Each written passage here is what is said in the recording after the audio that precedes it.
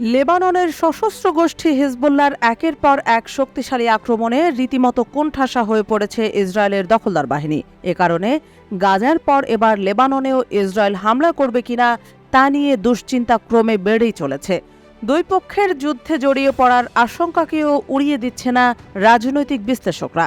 এদিকে ইরানের এক বক্তব্যে হিজবুল্লাহ ও ইসরায়েলের মধ্যকার যুদ্ধের বিষয়টিও বেশ স্পষ্ট হয়ে উঠেছে। ইরান বলেছে, হিজবুল্লাহ নিজেকে ও লেবাননকে রক্ষা করতে সক্ষম।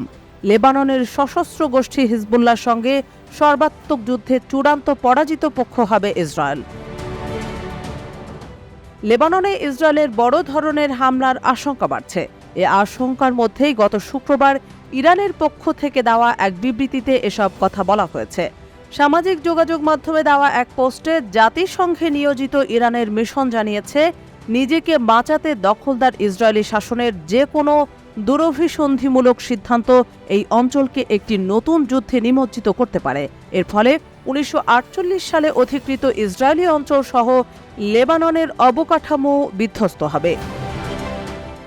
বিবৃতিতে বলা হয়, নিঃসন্দেহে এ যুদ্ধে একটি পক্ষের চূড়ান্ত পরাজয় হবে, আর তারা হলো ইহুদিবাদী শাসক। হিজবুল্লাহর নিজেকে ও লেবাননকে রক্ষা করার সক্ষমতা রয়েছে। সম্ভবত এই অবৈধ শাসকের আত্মবিনাশের সময় এসেছে।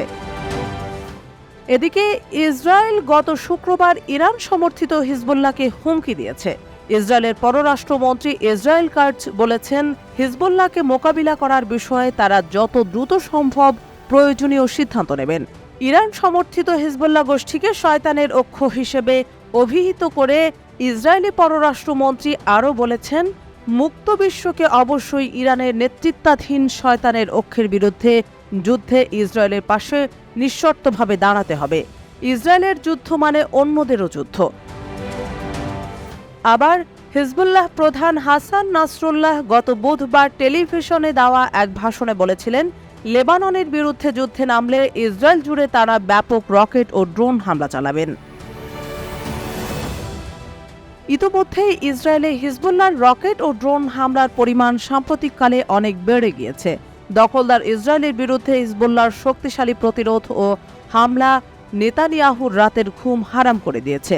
কারণ গত 7 অক্টোবর গাজা ইসরায়েলের সংঘাত শুরুর পর থেকেই ইসরায়েলের ড্রোন হামলা চালিয়ে আসছে লেবাননের বিদ্রোহী গোষ্ঠী হিজবুল্লাহ। গাজায় ইসরায়েলি হামলা শুরুর পর থেকেই হিজবুল্লাহ ও ইসরায়েলের মধ্যে হামলা পাল্টা হামলা চলছে এবং সাম্প্রতিককালে দুই পক্ষের মধ্যকার শত্রুতা চূড়ান্ত পর্যায়ে পৌঁছে গেছে। এর ফলে ইসরায়েল লেবানন সীমান্তে বড় ধরনের সংঘাত সৃষ্টির আশঙ্কায় চরম উত্তেজনা বিরাজ করছে মধ্যপ্রাচ্য অঞ্চল।